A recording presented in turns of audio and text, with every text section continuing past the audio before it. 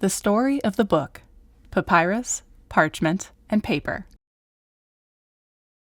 The story of writing surfaces dates back to before the book.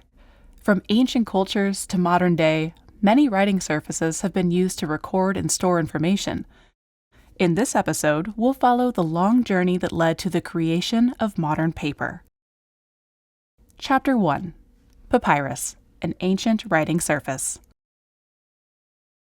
When most people think of books, they envision pages made from paper. However, pages in medieval books were made from parchment or vellum. Ancient texts used papyrus. Papyrus as a writing surface dates back to at least 2900 BCE in the form of Egyptian scrolls. Papyrus is a tall, thin, aquatic reed native to the Nile Valley. Growing as high as 16 feet, it has many uses and can be woven into mats, ropes, and baskets. To create papyrus scrolls, strips of papyrus are arranged side by side to form a sheet. Each sheet is then coated with papyrus resin, and another layer of strips is placed on top, perpendicular to the first. The sheet is then pressed, dried, and cut to size. Multiple sheets are combined to form scrolls. Chapter 2. Parchment and Vellum, the Evolution of Writing Surfaces. Parchment was introduced and perfected as a writing surface during the 2nd century BCE in Pergamon, a city-state in ancient Greece that later came under Roman rule. The use of parchment in scrolls and early codices increased over a period of 400 years, from 300 to 700 CE, displacing the use of papyrus. Parchment is goat, calf, or sheepskin that is stretched, scraped, and bleached until it is a smooth, even surface. Vellum is a finer version of parchment made from young calf's hide. Chapter 3. Paper, the revolutionary writing surface. Originating in China around 150 CE, paper was developed by Sai Lun, a Chinese court official, using mulberry bark, hemp, and rags. During the 8th century, paper-making techniques spread to Central Asia and the Middle East, marking the beginning of paper's journey beyond Chinese borders. In the 11th century, paper was brought to the European continent by the Moors following their conquest of the Iberian Peninsula. However, it wasn't until the 12th century that papermaking took root in Europe, leading to its widespread adoption almost 1,000 years after its invention. The establishment of the first European paper mills in Spain paved the way for the production of paper on a larger scale. Chapter 4. From rag paper to wood pulp, the enduring evolution of paper.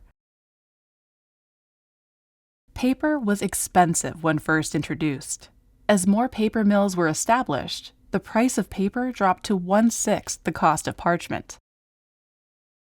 In the 13th century, paper replaced parchment as a more cost-effective option for everyday use. Early paper was made from linen and hemp rags, known as rag paper.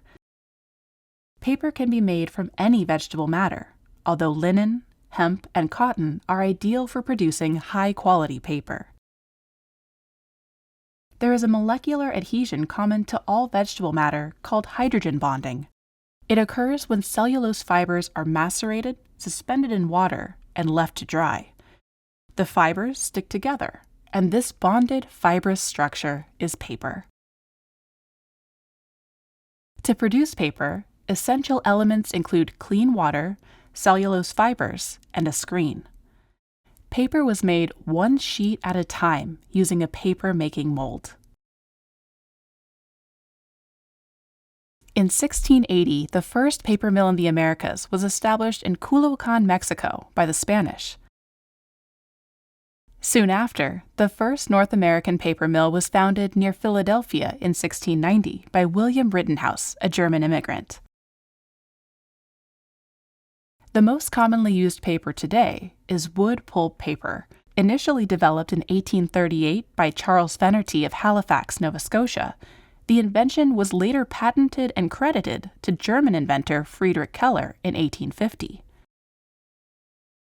Although early wood pulp paper was of poor quality, 40 years of innovation by inventors from England, Sweden, and America led to significant improvements in its quality and durability. The mass production of wood pulp paper began in the last decade of the 19th century, marking a significant milestone in the paper industry. Paper has a rich history that spans the globe and nearly 2,000 years. From ancient cultures to modern day, many writing surfaces have been used to record and store information. To continue with the story of the book, watch Episode 3, Guilds. To learn more about hand and industrial binding tools, machines, and processes, visit the American Bookbinders Museum. Visit our website to check out our upcoming events, including lectures, workshops, and featured exhibitions in our gallery. This project was made possible in part by the Institute of Museum and Library Services. The American Bookbinders Museum.